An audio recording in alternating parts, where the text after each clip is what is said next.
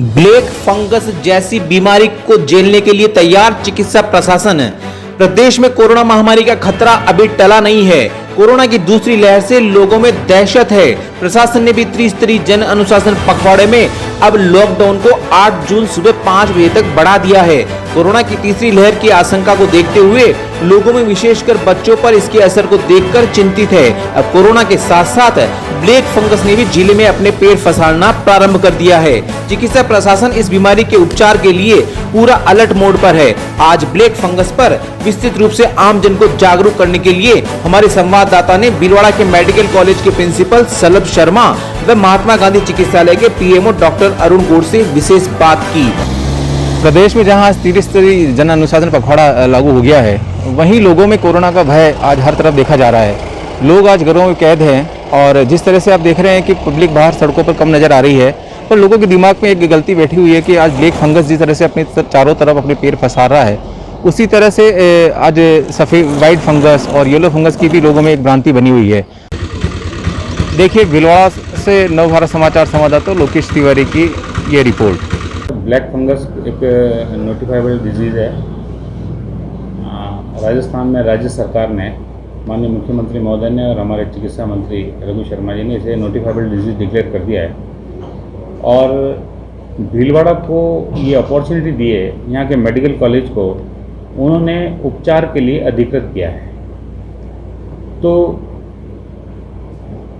यहाँ पर हमने इस उपचार के लिए एक मेडिकल बोर्ड बनाया जिसमें ENT के डॉक्टर हैं, आई के डॉक्टर हैं, माइक्रोबायोलॉजिस्ट हैं, फिजिशियन हैं, एनेस्थेटिस्ट हैं, पैथोलॉजी के डॉक्टर हैं। साथ में हमने एक वार्ड की व्यवस्था की जो सिर्फ म्यूकोरमाइकोसिस के पेशेंटों के लिए होगा।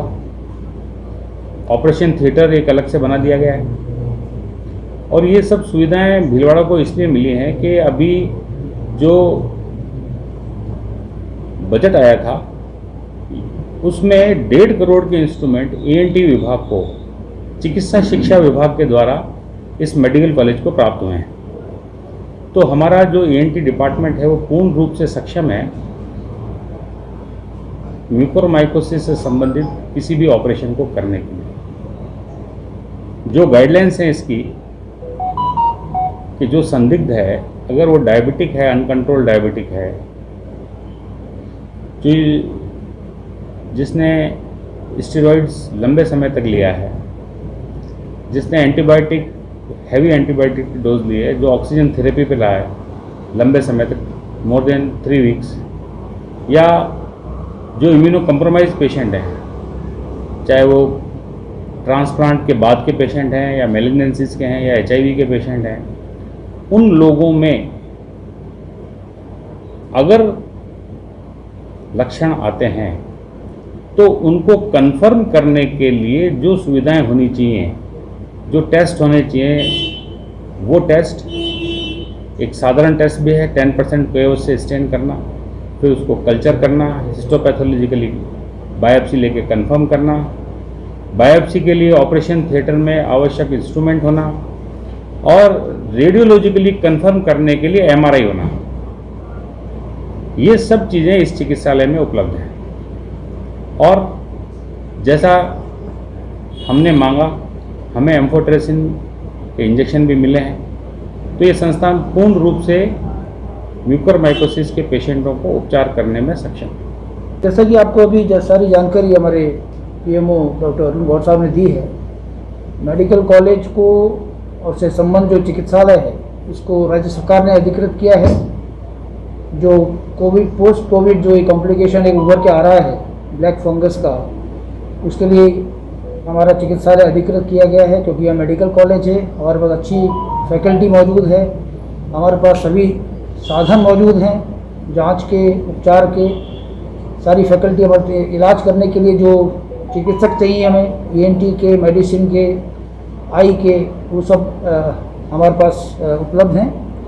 तो हम गुणवत्तापूर्वक एक सेवा देने के लिए हम पूरी तरह से तैयार हैं। इसके लिए हमने यहाँ पे हमारा एक 10 बेड का एक वार्ड भी तैयार कर दिया है एडवांस में। जैसे हमें सूचना मिली थी इस तरह के केसेस आने लग गए हैं और जहाँ तक एक रूटीन जांच का सवाल है, कोविड की जो जांच बताई आपको गौड़ साहब ने, वो तो हम ऑलरेडी कर रहे हैं यहाँ। लेकिन उसको कंफर्म करने के लिए जो एक माइक्रोबायोलॉजी के लिए कल्चर द्वारा कंफर्म किया जाता है, वो कल्चर के लिए हमारे पास साधन मौजूद हैं, लेकिन उसके कुछ रिएजेंट्स वगैरह भी हमारे पास अभी हम तैयारी नहीं थी हमारी, वो आज ही हमने मीटिंग करी है, उसकी हम अर्जेंट परचेज ऑर्डर हम कल इशू कर देंगे और अतिशीघ्र हम कल्चर जो है मेडिकल कॉलेज की लैब में ही करना प्रारंभ कर देंगे।